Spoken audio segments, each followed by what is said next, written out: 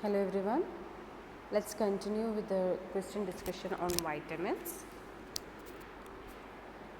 First question, vitamin K cycle. This may be a 2 marks or a 3 mark question. So first give a definition of what is vitamin K cycle, and also with the diagram you can explain what the cycle is. Vitamin K cycle is a cycle of events following gamma carboxylation reactions whereby reduced vitamin K is generated. So it is a cycle of gamma carboxylation reaction, where vitamin K in its reduced form is regenerated. It occurs mainly in the ER, endoplasmic reticulum of the liver, and vitamin K dependent carboxylase reaction occurs within endoplasmic reticulum of many tissues, and it requires molecular oxygen, carbon dioxide, and reduced form of vitamin K, that is hydroquinone. So you can also write on the cycle, that is vitamin K quinone, that is the active form, not the reduced form, that is usually present in the body. Vitamin K is usually present in the form of vitamin K quinone, and that is getting reduced with the enzyme quinone reductase. It is undergoing reversible reduction and it is forming hydroquinone, that is the reduced form of vitamin K, and next it is getting converted into vitamin K2,3 epoxide with the help of the epoxide enzyme or the enzyme gamma glutamyl carboxylase or epoxidase enzyme. It is getting converted into vitamin K2,3 epoxide, and that is again getting converted into vitamin K by the reductase enzyme. Epoxide reductase enzyme is making the conversion from vitamin K2,3 epoxide to vitamin K quinone.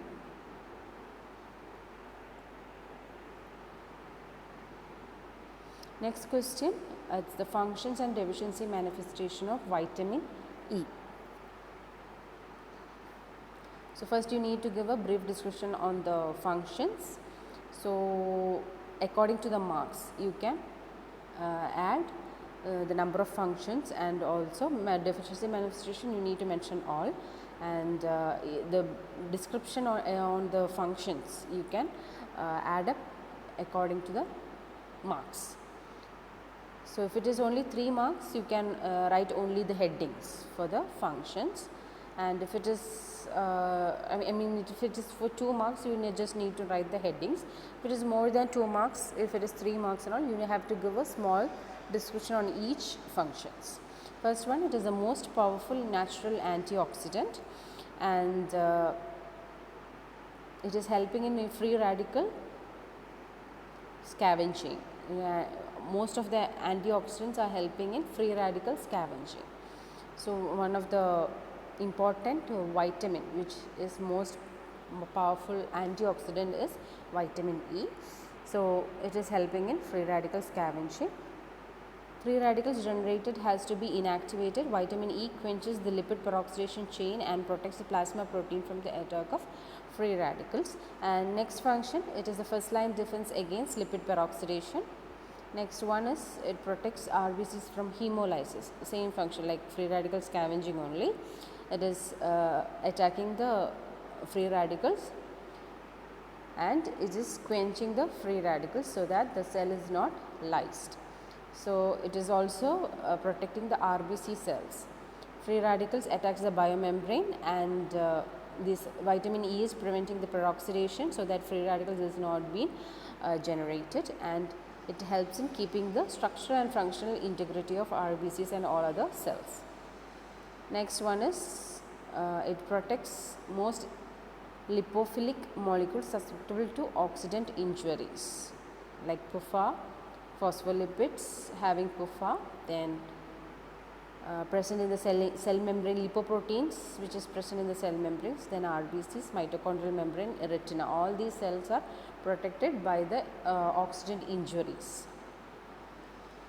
Then vitamin E also helps in delaying aging. Aging is due to the aging process is due to the accumulation of free radicals. So this vitamin E, as it is an antioxidant which is helping in quenching the free radicals, it is delaying aging by removing the free radicals. So it is found that vitamin E is reducing aging, effect of aging is being reduced. Next one, it is also found to be act as an anti-mutagen, and it also helps in boosting the immune response. Next function, it reduces the risk of atherosclerosis. Again, atherosclerosis is due to the lipid peroxidation. So this is preventing lipid peroxidation. Vitamin E is preventing lipid peroxidation. So it is having an anti-atherogenic effect. Oxidation of LDL, initial and crucial events in developing atherosclerosis. Vitamin E reduces the oxidation of LDL. Once atherosclerosis process started, oxidized LDL no longer depends upon the oxidation of LDL. So anti-atherogenic effect is there only during the initial stage. Once the peroxidation starts, we cannot reverse the process. So it is just in the initial phases where in the initial phases of oxidation of LDL that is being reduced with the help of vitamin E. Next function, it depresses leukocyte oxidative bacterial activity. Next function, it is anti-sterility roles. It is found to have an anti-sterility role which helps in reproduction in human.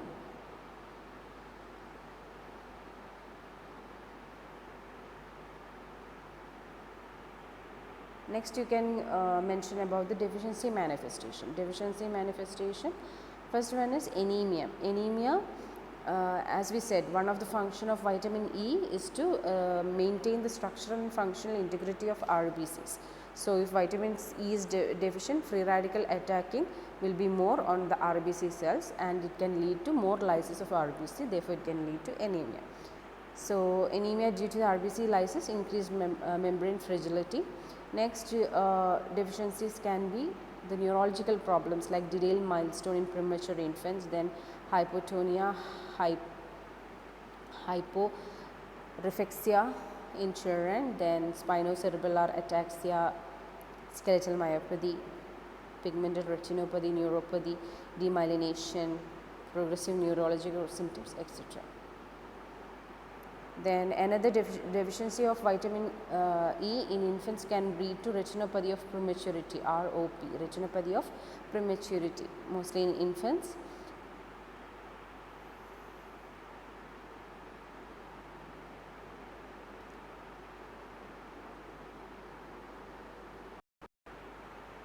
In this retinopathy, you can see retrolental fibroblastia, then hyperoxemia, that is degeneration of retinal arteries, then it also causes vasoconstriction and epithelial proliferation, then in retinal detachment and blindness is the extreme cases.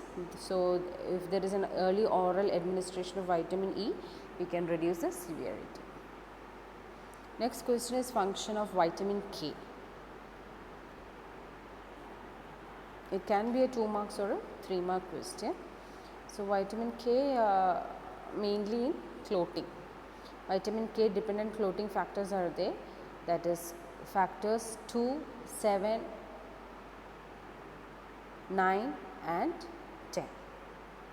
Vitamin K is necessary for the post translation modification of these blood clotting factors. Then next function is the role in synthesis of bone protein. Osteocalcin, a bone protein synthesized by the osteoblasts. It is a small protein of about 40 to 50 in amino acids, seen only in bone. Then this osteocalcin binds tightly to the hydroxy